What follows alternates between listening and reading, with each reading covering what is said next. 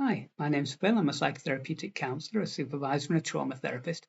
And today I want to speak a little bit about how people with traits of passive aggression will act in relationships and to recreate early relationship patterns, which were actually quite terrible for them. But out of awareness, they will continue to recreate that experience, which will, of course, recreate their misery. So when we think of passive aggression, people typically develop that process because they've had to block away from anger. So usually the absolute rage the child is feeling because the environment isn't meeting their needs, that rage is absolutely crushed. And that rage might have been an absolutely relevant need because the parents they just weren't getting it right. But of course, the child gets frustrated at that, but then the child gets crushed by the parents.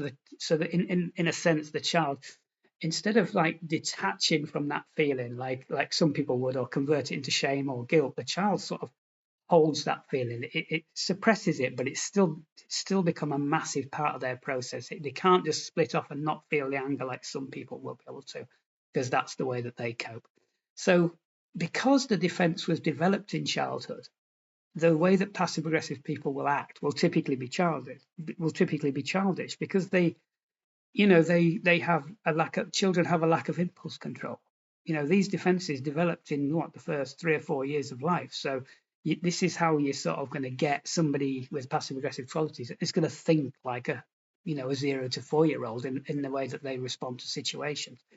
But when you think about other personality styles, like for example, they too will have childlike behaviors going on, depending on what they are. So for the person with the borderline process will typically be seeking reassurance from people in very sort of immature ways. They will have a strong need to do that. And when you think of narcissism as well, narcissistic personalities will, even though they're the biggest character in the room, this huge grandiose personality style, but they will still feel that they need to be the center of attention at someone else's birthday party. That's not adult. That's not a grown-up way to be. So what tends to happen when somebody with these sort of immature defense mechanisms from childhood gets involved in an adult relationship, it tends to create a sort of a parent-child dynamic in the relationship. So the partner typically takes on a parent role. Now that parent role could be uh, a patient parent role in which the parent will continue, that partner will continue to look after the passive aggressive person. Every time they sabotage or mess the situation up, they will continuously forgive them and give them another chance and help them, but to no avail, the person will still keep sabotaging. But that person's likely doing that because that's probably what they had to do as a child themselves. They got good when they were a child at racketing, blocking off their own anger and actually looking after frustrating people without feeling anger. So they've got good at that. Now, what they'll also trigger in some people will be the critical parent response, which will be what they had in childhood. So, of course, a really good way to make adults angry is to act childish when you're an adult. The adults don't like that. They like adults to act like adults. See, if adults want to be in their child, they'll do that when they go to a position of play. They don't like adults acting like children. So, what's the purpose of the passive aggression? So when you think about the person who is trying to, you know, manage all of that rage from childhood, they can't just hold that in. It's present in their body all the time. It needs to go somewhere. So typically they project it onto their partner. And they will act in ways then to get their partner to take on board, because as long as somebody else is doing the anger in there, they don't have to feel it in its entirety themselves. They might even feel a big relief once their partner gets frustrated at them because they've messed something up or they missed an appointment that was really important to the partner. They feel a relief in that. They might even feel joy, which is even more passive aggressive if someone sees you smiling at them once you've let them down. So they will typically be sabotaging any sort of situation which could get a big reaction from you. Now, one way passive aggressive personalities might create a lot of this dynamic in relationships is by getting involved with addiction. So if you think typically of a gambler, a passive aggressive person who's a gambler will very likely end up in a solidify the parent-child dynamic in the relationship, because at some point the parent will probably have to take control of all of their finances because they're fed up of them spending the mortgage payment down at the bookies or gambling online or something. Eventually, even, the passive person may even give the responsibility to the other person to look after all of their wages. But there you go, you see, then you've got the child parent dynamic, because adults should be able to balance the books of their economy. They should be able to do that. But of course, the passive aggressive person isn't in their adult, they're in their child personality a lot of the time. So of course, once their partner has taken on board looking after their finances, they are seen then as being that parent, that controlling parent they had as a child. So the passive aggressive person might then feel resentment towards them because they're withholding their money, they're not letting them have their joy in the bookies and all of this. But that joy isn't what it seems either. The joy is a sort of them converting the fear of losing and getting themselves into more trouble into an adrenaline response by projecting it onto whatever sort of form of gambling they're doing. So in effect, their brain is getting stimulated and pleasure from doing something which could actually cause them a lot of damage. But because the passive aggressive personality style doesn't tend to have healthy access to fear, because it's more caught up in anger, it's going to set itself up to get caught out in these sorts of things. So once of course, the parent has sanctioned the child, the child then might start to, steal stuff from the house, sell it. Well, it's not the child, but the adult, the passive aggressive adult, might steal stuff from the house, sell it. It might empty the children's piggy banks, gamble them.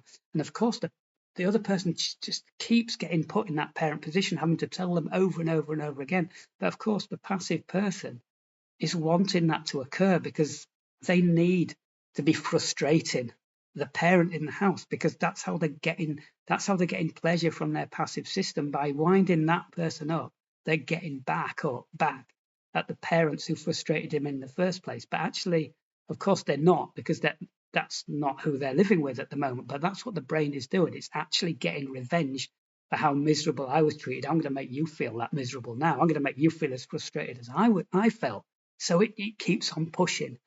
And that creates a complacency in its process, because they're in that lack of fear and in that child place. A child doesn't, a 3 or 4 year old child doesn't think that their parent is going to leave them if they treat them badly. They don't expect to be abandoned, not unless the parent is manipulating them to think they'll be abandoned.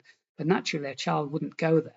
So when that adult with passive aggressive traits is pushing the boundaries of their partner, continuously, they become complacent, and they don't feel the fear that they should feel that that person might leave them. And of course, if that person does leave them, they become the victim of that situation and frustrated because they've been left, not because of that that they can't really take much responsibility for that, because 3-year-olds don't take responsibility for stuff. That's everyone else's job.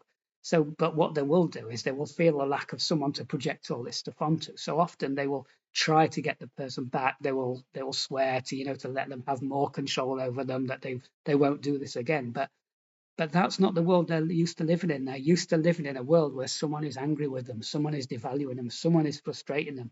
And if somebody's not doing that, they're usually doing it to themselves by setting themselves up for, to get in debt, borrowing money without thinking of consequences, saying inappropriate to things which might make people attack them even. They're just constantly trying to create, that angry reaction in others, and it's absolutely massively detrimental to their lifestyle. So that's a brief description of how people with passive aggressive sort of traits operate in relationships sometimes. But not everybody who frustrates you, of course, will be passive aggressive. I mean, so if you think about, we don't want you just looking out for this everywhere. It's just so some people might do jobs very slowly, which might be really frustrating for some people. But actually, that maybe that person needs to do the job slowly because it's the only way they can stay safe is by really concentrating on something to do it. So that's more about a safety fear thing for them rather than generating anger in others. So there's, just because we get frustrated around people, it doesn't mean to say it's passive aggression. And we also need to think, if we're attracted to somebody with these traits, what do we bring into the relationship? Why? Because we're being seen as the persecutory parent in that relationship. We're being seen as the baddie by the other person all of the time. So why are we doing that? Is that something from our childhood? Were we made to feel that as a child by our parents, which has made us go into a relationship which we would therefore reenact that for us? So hopefully that's been useful, and I will do more on this subject because it's a big subject in a short period of time. And if you liked it, or you'd like to hear some more on different subjects relating to psychotherapy, just pop a pop a line in the comments and I'll see if I can do your video. Okay, goodbye.